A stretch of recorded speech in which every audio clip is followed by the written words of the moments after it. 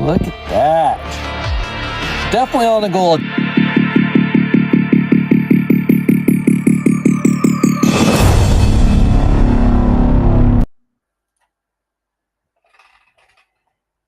Welcome everybody for my first live stream and show. I'm excited here to do this with you all. We've been practicing all week, me and my brother, to get this right for you guys.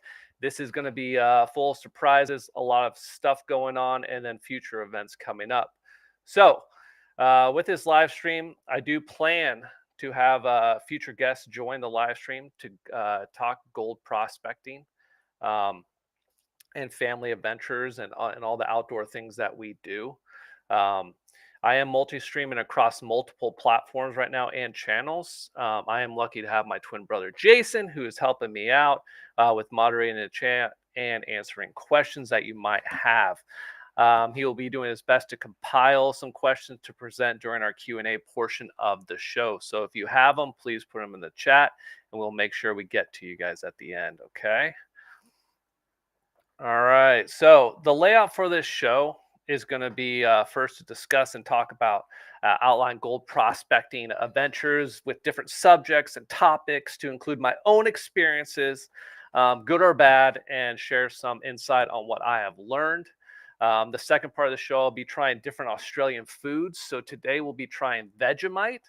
I'm sure a lot of you have heard it, so we'll be giving it a try, and then I'll be letting you know whether or not it's crush or flush. That's what we're going to be calling the segment, crush or flush, when I try these different foods. And then third, we'll watch and discuss one of my videos if we have time, where I can outline some of the live experiences and on that particular trip, and any questions you have on it, and I can kind of pinpoint different aspects of the videos that you might enjoy. And then lastly, we'll end the show with the Q&A portion. My brother will compile some questions for me during the show to answer at the end. And this is my first live stream show, so I hope you guys enjoy. So let's get started. So one thing I want to talk about is I will be having a big news and announcement today that we'll discuss on the show. And so I will be doing giveaways on this show, but you must be a Patreon member to participate. And all you need to do is be on the free version. I'm not asking you to subscribe or anything, but that's the only way I can kind of centralize all the information and then make sure that I get you a digital or a live gift that we're going to be doing on these shows. So you are required to sign up for that. You can always subscribe to my $1 membership to support our family gold prospecting adventures, and also get access to behind the scenes and future paid membership giveaways. I would recommend heading over to Patreon to sign up after this live stream, because I will be doing a giveaway today, and what I'm giving away is perfect for Christmas in July. Now, you might be wondering, what is Christmas in July? I had to look it up for myself, but here's a little presentation for you guys. So what is Christmas in July? According to legend, in 1933, Christmas in July was first celebrated at the Keystone Girls Summer Camp in Brevard, North Carolina. Hopefully I pronounced that right.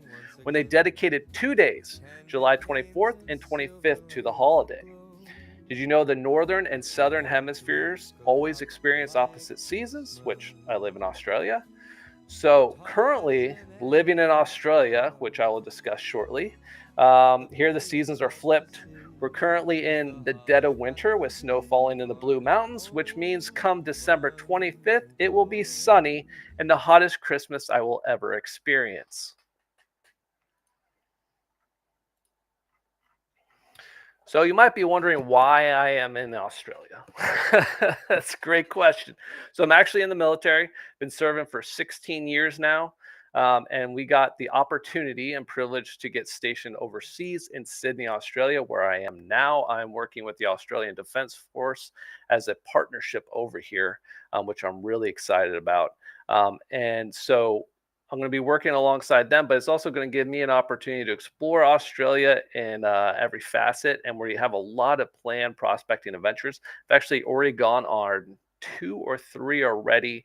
You might have seen some shorts on those, but I am behind right now on content about 4 to 6 months, so I'm trying to play catch up right now because we had the move, we had to sell our house, our cars, and everything. So it was a big transitional move, and then getting ourselves set up over here in Australia. So now that I'm kind of getting settled and getting caught up, I'm going to start, pushing out content a lot quicker and then getting caught up. So that way you'll start seeing all the Australian gold that we're getting, as well as just the adventures here. Because again, everything in Australia wants to kill you as like the most poisonous everything here. So kind of navigating that and then learning from the locals and being able to sync up with them it's been amazing. So hey, Steve. Steve is here. So I'll be talking about that as well. So one thing that's coming up is a Plaster Pete event. I am going to be putting it on my Facebook events page, as well as a few other locations. But if you're looking to gold prospect and you have no idea how to get started and you want a family-friendly event where you don't have to bring anything except for maybe a shovel would be nice, or a bucket, but they will provide that as well. You can actually go to the Plaster Pete Oktoberfest, which is coming up. And the dates I have written down, I swears. The dates are 25th through 27th of October. It goes from a Friday to a Sunday. And Steve here, who's in chat, actually leads the event. He's a claim owner. I had the honor of being an instructor there for about 3 years now, doing the biannual event where they do it in either March, April timeframe, and then October for the Oktoberfest.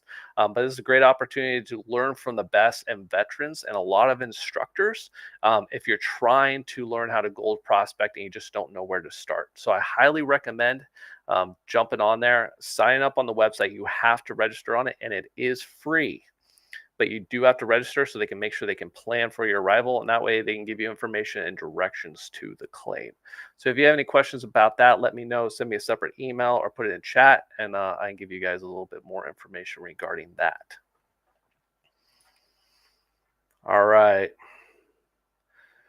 I hope everybody on TikTok can hear me fine. I am streaming on there as well. I wasn't able to get it on this restream, multi-stream thing going on right now, so I'm hoping everybody can hear me okay here on TikTok as well. So that way you guys get the information. So what is the big announcement? And that's what I'd like to hit first. All right. So the big announcement here. So as you guys know, me and the wife have been doing a little side project, working on some stuff. And one of the things we did was start a gold prospecting miners gold adventures that kind of follow our two sons and our daughter coming up, in a few more books. And we released it in November 2023, and it is available on Amazon right now, as well as you can get the ebooks, or you can get the hard copy books if you want to. But the big announcement is we have finally finished book 2.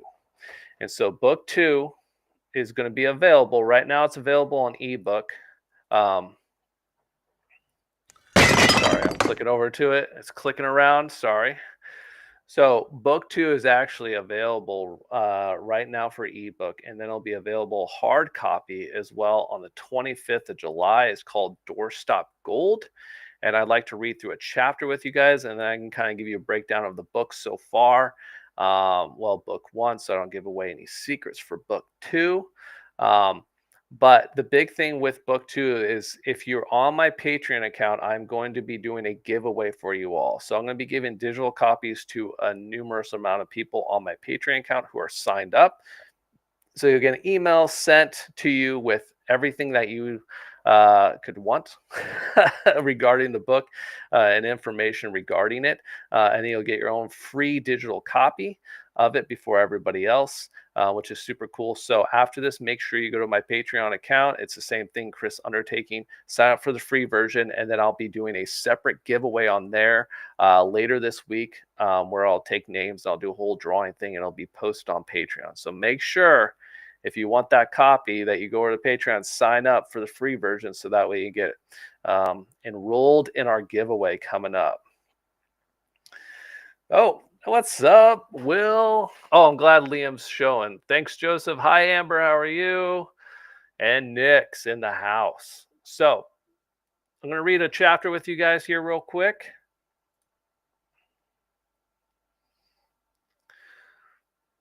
if it pops up. It's taking some time to pop up on the screen.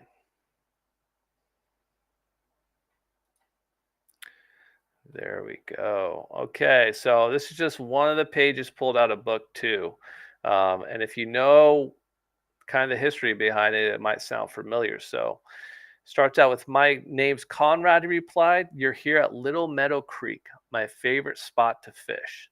By the look on their face, Conrad knew they were still confused. So he added, "That's in North Carolina." Can anybody tell me in the chat what that might be and what that might be regarding to? And I can give you a little history on the books. So what ends up happening in the books is Luca and Finney find a hidden cabin in the woods, and they find a book on the counter. And when they flip the pages, it sends them back in time to a gold rush history point, whereupon they experience a historical gold rush story that occurs that is all based on true events that have happened in the past.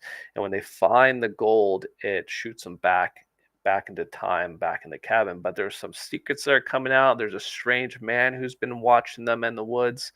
Um, and so this one kind of follows the historical first gold rush that happened actually in America, which happened in North Carolina. So everybody's familiar with, the California gold rush and everything that started in 1848 at Sutter's Mill, which is actually in book 1. So if you read that, this is actually covering the time in 1802 in North Carolina, when Conrad Reed ended up finding a gold nugget, a 17-pound gold nugget, which is crazy. 17-pound gold nugget in the river in Meadow Creek, and he ended up taking it home. And they didn't know what it was at the time, and they just used it as a store stop for numerous years. Well, actually, just a couple of years, 2 or 3 years, actually. And it wasn't until his dad was like, "Hey, maybe we should take this to the jeweler and go check it out." And when they did, that's when the jeweler declared it was gold, and it started the first gold rush in America. And over there in North Carolina is considered the gold belt. So the gold belt is Virginia, South Carolina, North Carolina, and Georgia. So there's a lot of gold still over there. There's a bunch of content creators that make content over there as well that kind of go over all the gold that they find over still in those areas. And there's a lot to be had. All right. So we are going to be starting our next segment, which is Crush or Flush. This is where I'm going to be trying some Australian foods to see whether or not they're good. And today, we are actually going to be trying Vegemite. So I have it right here. So let me clip on the scene, and we'll get to it.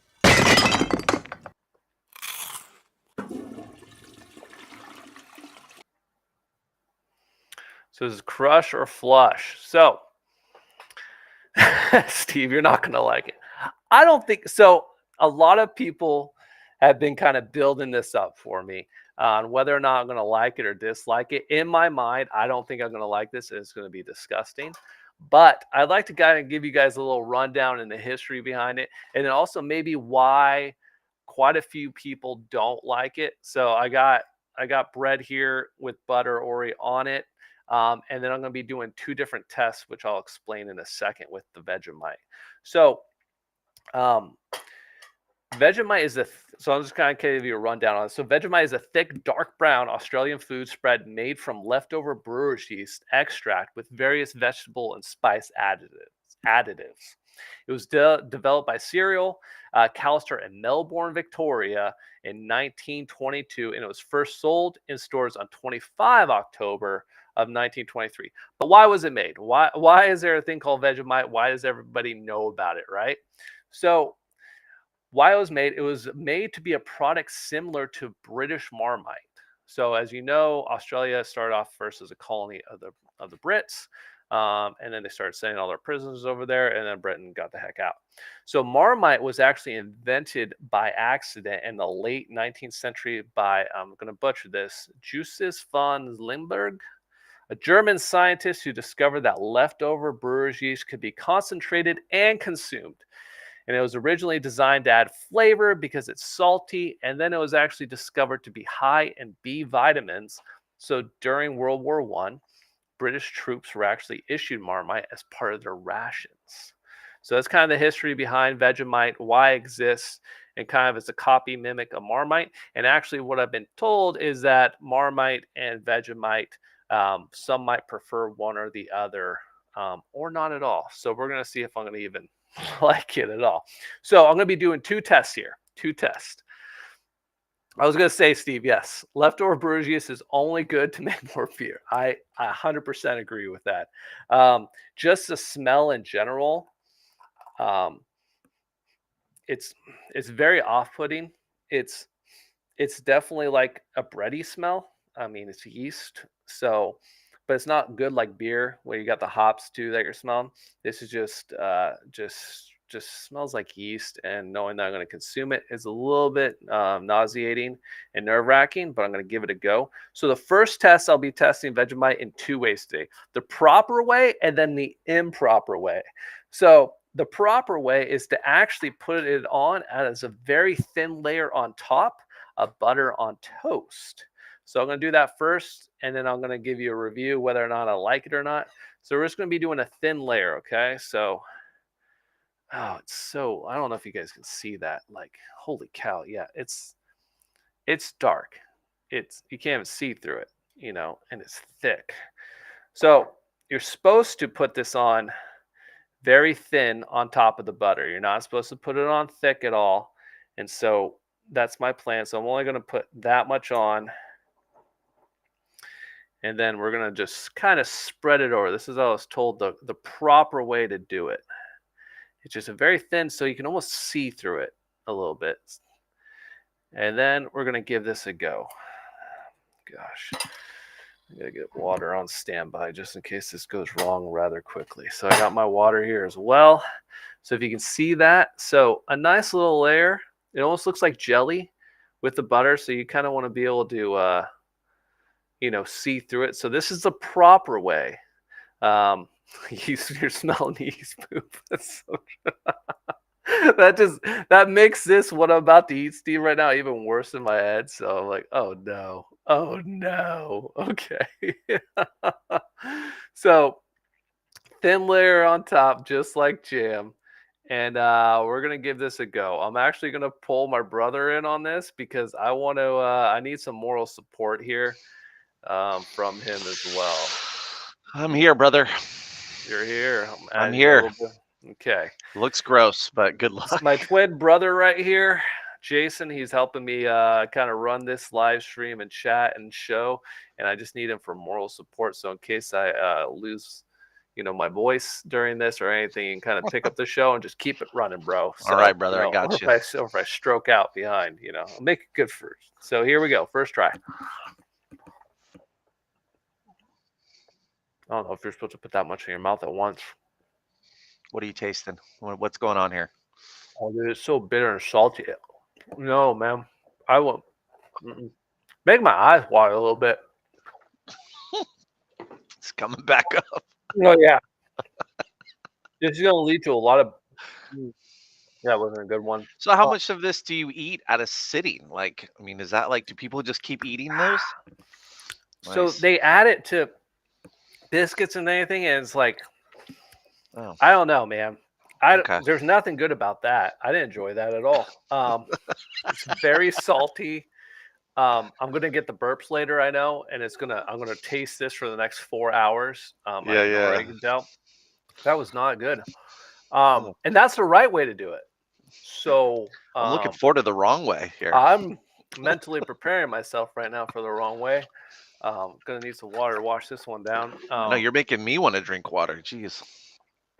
There you go. Get it very out. Clear salty. the palate. That is really salty.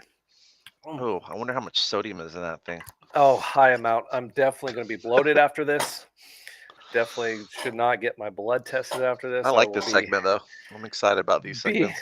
My BP is going to be way too high. So I'm going to do a really small bite on this one. I can't finish one after that. My eyes are, you can't see, but my eyes are watering actually right here. It's creeping up into my nostrils.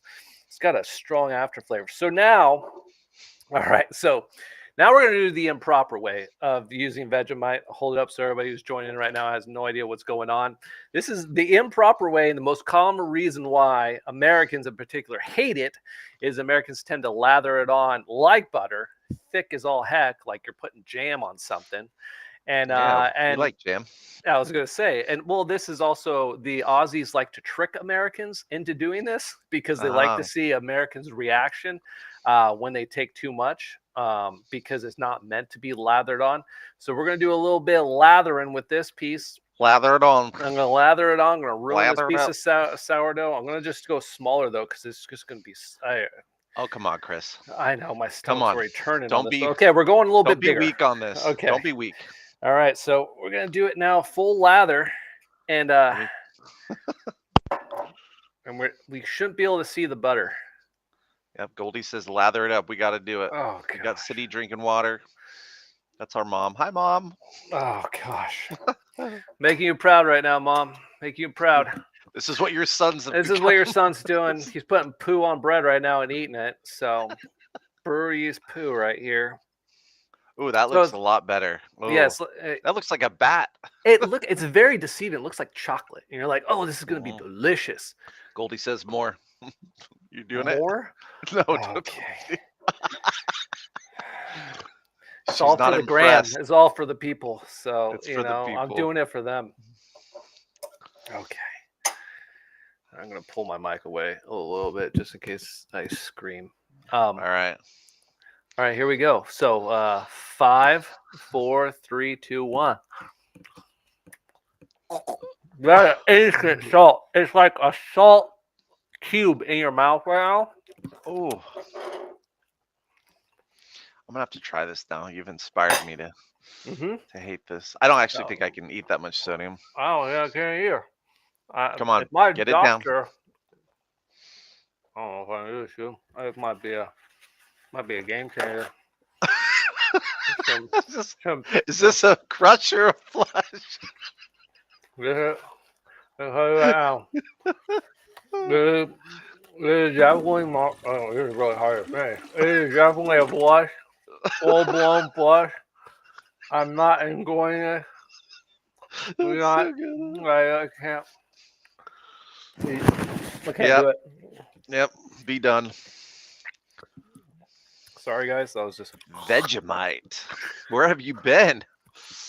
You gotta like paint it off. Yeah, your tongue is just so. I know salty. your tongue is brown now. I can see. Yeah.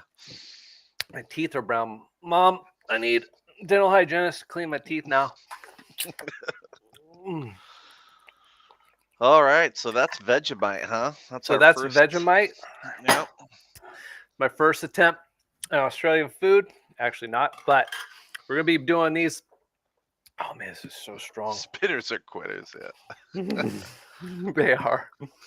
Thank you, Jeff. I appreciate you. Jeff. I was gonna say my stomach's slowly turning, so it's going good right now. This is going good. So we'll be doing. We're gonna be trying different foods on this show, Australian foods like that, kangaroo, a few other things. I actually have a whole list. So every episode, huh? Kangaroo, baby, kangaroo. It's actually really good. But I'm gonna try something. Oh, it's coming up. Yeah, sorry. It's really salty. I'm sweating, dude. That BP is just skyrocketing with all that sodium. All right, back to the show here. You got this. But it's in my teeth. Kangaroo is really good. So I had the sausage, but I'm gonna be doing steaks, kangaroo steaks at some point. Because somebody said, but I guess it's a very fine line between a good steak and a bad steak. So I guess it can get very chewy quickly. So I'm gonna have to find the right way to cook it and then try it on here. But I'm definitely gonna give that a go. Are you gonna cook it on here too? I'm gonna cook it in the background. Sizzle it up. Just have a grill going. Just grill going in the background. That'd be awesome, man. It would be. Let's bring this show to life. I was gonna say. All right, Jay. So actually, I brought up this next, and I'm glad you're on, Goldie, if you're still there, and Jeff. We're gonna actually talk through my latest video, which was with you guys, actually out in the Plaster Pete event. Hey, what's up? What's up, Sylvan? and we're going to be. It was actually at Plaster Pete's during the April Fool's event where they brought out their dry washer they got from Keene. It was their first time dry washing. They're more creek and river gold prospectors and dredgers. So, going out to the desert is definitely a different beast, and that's why I recommend you got to go to Plaster Pete's event. I'll be posting the information this week, so you guys can sign up, and you'll have everything that you need there. You got to go because it's just a different beast altogether. But the desert is gorgeous and beautiful, and it'll be nice and dry in October by the time you get out there. So it's a perfect time to run dry washers, learn how to metal detect everything, to find gold in the desert, because some of the biggest gold actually in California was actually found in the desert. So, wow, got to recommend going to the desert. How hot is it in the desert in October? What is it like? It can be 80, 90s. It's a little more doable. It's doable. So, I mean, it's been as cold as 60. So at nighttime, it can get cold down to 60 and everything. But the hottest we've seen is like, I think 80 something. But usually it's kind of temperate between like 70 and 80. So not bad at all, Yeah. It all depends on the year, but it's been getting cooler and cooler. So, yes, Steve does like the way you pan Goldie. I made sure I added that to the video because I thought that was actually pretty fun. Oh yeah, and then Steve's teaching a new class, which is something I wish I could be there. I'm hoping he records it though, so I can review it, and maybe we'll invite him on the show to actually talk about it, because I think that's going to be the most interesting thing. And I know he's been going on it. Yeah, is Steve's going to be teaching a desert geology class, which is new to the curriculum out there during the live event. But I can tell you that every class that has been presented out there, because they do it it's actually in the desert, which can be windy and everything, but they do a really cool setup with a big old canopy tent, holds a lot of people underneath. They do breakfast, lunch, dinner. I mean, and then the Oktoberfest is beer and drinking potluck style, and it's amazing.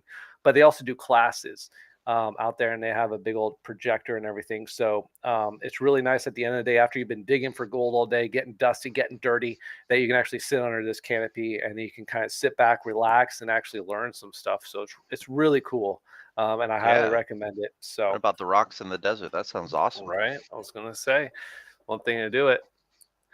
All right. So I'm just going to click through kind of this video before we get to the Q&A portion. Gold nuggets, every prospector's dream to find, but could we? So I'm actually going to go back. Sorry. Definitely on the. Keeps lagging right there. Sorry. Hoping to go to this scene. There we go. Sorry. You're good. Keeps on doing a thing on me. Gold. There we go. So you see those gold nuggets, I think, pretty well now on the screen. So that was really cool. So that actually is Mike Pung right there, who brought those out. He brought those out to share with everybody out into the desert. Some of the desert stuff's been on fire, and he's actually the creator of the Gold Cube. So we had the honor of him coming out, teaching classes and doing some gold cleanup type show out there with his Gold Cube setup, as well as just teaching people how to do fine gold recovery. And so I added that little clip bit into it because we were panning near that class when we were going through it. So I'm going to kind of click through and kind of just show you some different scenes from it. So here's a Keene. This is the 140 or 160. I don't know if Goldie, you can speak to that, but the 140. So I had the 190, which is a huge beast. It's like a 2 to 3 person type operation. But what's different about these dry washers, as you've seen from my other videos, is my Royal dry washer, which is open. These are dustless. So they're all enclosed, so it keeps all the dust refined and keeps it going down. But this is like the smaller version. So it's either the 160, I think. So this is like the small little miniature version of the 190. But they have like another enclosed one. It's like the 160 is more like the personal thing with these. The only disadvantage I will say, 160. Thanks, Jeff. Yeah. So I had the 190, which is like a million times bigger, and then this one's the 160. Yeah. Thanks, Steve. The only disadvantage I found with this system is the fact that you're not able to change the angle and flow. So if your dirt's really dry and the material is very consistent, then you can set it level and it's good to go. But if you have any kind of moisture or anything like that in the dirt, or if the dirt's really sandy and fine and you're trying to slow down the feed rate, you don't have that flexibility. But otherwise, a great setup. And especially if you are more prone to any kind of allergies or anything, you're trying to prevent dust and everything like that. This is a great way to kind of mitigate that. So these are cool little machines on there. So I'm kind of You wear a mask with this every time, or? Yeah. So when you're in the desert, you're supposed to be wearing a mask at all times because it's called valley fever. And so what happens is dirt and spores get kicked up from the ground when you're digging, as well as when you're running it through the machine. As you can see here, this is the end of the machine right here. And that's just the amount of dirt and dust flying and particles that get into the air. Desert fever causes a lot of damage, permanent damage to your lungs. So you always want to be wearing, a mask when you're doing it. So and I'll just click through a few more here. So we're doing the clean out. There's a bucket we got with it. And really, I just didn't want to watch the whole video on this. But then finally, we get to the end of it. And then this is where Steve and Goldie have a panning competition. Between Goldielocks, the AKA the violent panner, and Steve, the gentle soul. Every old timer takes the pan away from me. Why do you think they do that? She's got some PTSD going on here. This is a therapy session. Let's talk it out, Goldielocks. Let's talk it out. We're here for you. 5/16. Goldilocks, your husband Jeff is here. To support me. He's here to listen. He's my support husband. Anything that is too big, aren't you done by now? We can push it off. No, I'm not. Okay, I won't say that I'm fast. She's violent but patient. I'm violent but patient. Use a brush instead. I will not make any false claims that I'm like. These are kind of like a little fun. I'm speedy. These are the fun people happen at these events where it's a lot of. This will end up over here that we can throw. Get anything, Steve? Hey, what's up, Steve? Process all the time. One little speck. Little speck. Speck of life. You got. Hey. What'd you get, Goldilocks? I got the monster nug right here. Boom, that's bigger than Steve's. You win. I win. You win. Every time. Every time. Every time. Every time. In the end, we didn't find. So that's another gold nugget that was out there. So that was the end. We did a clean out. We actually got more gold than that from it, which was exciting because they had gotten skunked earlier in the day. Because again, just knowing the ground and the layouts is a lot different. So luckily, I put them on a spot where they found gold, which can always be deceiving out in the desert because you think and it ends up not being as good. But we got them the gold, and that was just a friendly panning competition there at the end that occurred where they were actually just cleaning out the cost from the panning station. So that was gold left behind by other gold prospectors who were doing panning, and left some of their gold behind for others to collect. So it was a lot of fun, no problem. You guys caught me at a good time too, because that was kind of a last minute trip out there. I didn't know if I was going to be able to make it with all the stuff that was going on with our move to Australia, because I was very cutting it close with a lot of things, and we barely got out the door on time. So, all right. So we're just going to go to the final segment, which is it's going to be our Q&A portion. So these are, anything you want to ask in the chat, go ahead and ask, and I will do my best to answer along with Jason. And so I won't be answering anything, but I'll be helping you. We did have a question from Instagram from Marissa asking if you found any gold in Australia yet. That was one question came up earlier. Okay, perfect. So yes, we have found some gold in Australia. Actually, we have found a bunch, some really cool stuff actually. So one of the videos I will be releasing coming up, but we're kind of waiting on a few other things, is I had a great opportunity to go actually dig with Job, and he leads the gold panning tours up in Hills End, there in the Bathurst region. And so I got to be able to go up there with him and dig with him on his secret spot location. What he's been doing, enough gold to create his engagement ring to engage proposed. That's sweet. And then what we were doing is we needed to find about, I think it was 3 grams. We were searching. We went up there to dig for 3 grams because that's all he needed to finish up to make his wedding bands, his gold wedding bands.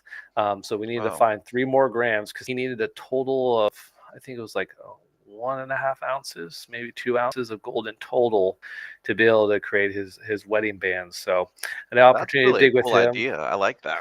I know it is. It's really cool. Wedding bands. That's really personal, right? And so he's taking it down. And one of his videos coming up is a huge undertaking. Is he's actually going to be, he rides horses, and so he was going to ride into town from where he's at, which is going to take a couple of days.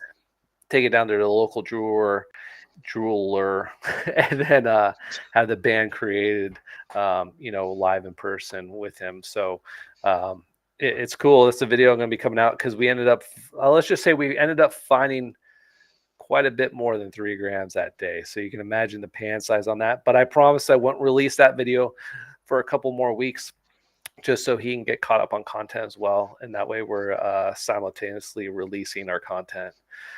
So yes, I have, to answer the question, that was a long version. Short version, yes, I have found gold in Australia. 3 trips now that I remember. So 2 to Svala and then 1 up to Hills End. And so it's just been great. It's just beautiful country in Australia. A lot of kangaroos everywhere. Nature, it's just gorgeous. And there's a lot of gold everywhere. So it's been awesome. What's going on, Ed? What's going on, Hobo? Thanks for joining in. I know, Ed, you just finished your show on the other side. But yeah, if there's any other questions, ask them. Otherwise, we're going to start wrapping up this live stream show. The plan and format for the show is like how we just did it. You can also see the recorded version after this. But if you guys have ideas for the show, please let us know. We're trying to make it engaging, interactive, short and quick, but not too short and not too long.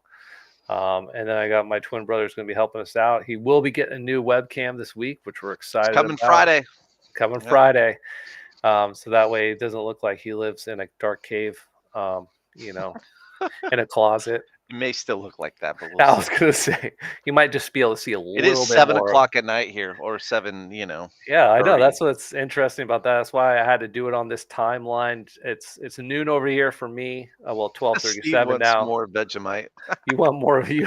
He wants more of it. Yeah, if you guys have ideas to eat things, that would be great too. Yeah. Challenges for Chris. I'll say challenges and things you want to see on the show. Please let me know. There's a lot of ample room.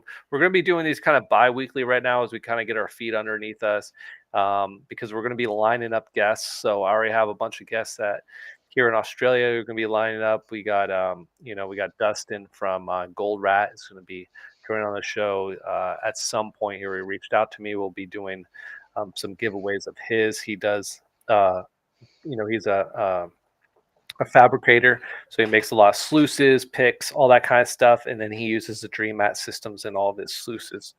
I'm actually working from home today, Steve. I know. So this is my lunch period actually right now. So from 12 to 1, I'm on my lunch, and so that's how I'm able to kind of stream this during the lunch. But then here, hustling, I like it. In 22 minutes, I'll be hopping back online, getting back to work. Leading the charge with the Australian Defence Force as their U.S. partner. So, tip of the spear, baby. Tip of the spear. Keeping that 5-letter, country away from Taiwan. It's like Voldemort. You don't say their name. So, right. Or else you're going to hack into my stream and cause all kinds of hate and discontent. So, but so final shout out. I want to thank everybody for jumping online, watching the show. I hope you guys enjoyed it. I want to thank Jason for joining in on this. Thanks for having me, man. Yeah, it's very impromptu, and we kind of talked about it just a week ago and kind of pulled it all together and made it happen. So it's been great. So thank you guys again. If you have any more questions, send me an email or check out my website and everything like that. And we will end this live stream. So I appreciate it, and have a great day. case I don't see you, good afternoon, good evening, and good night.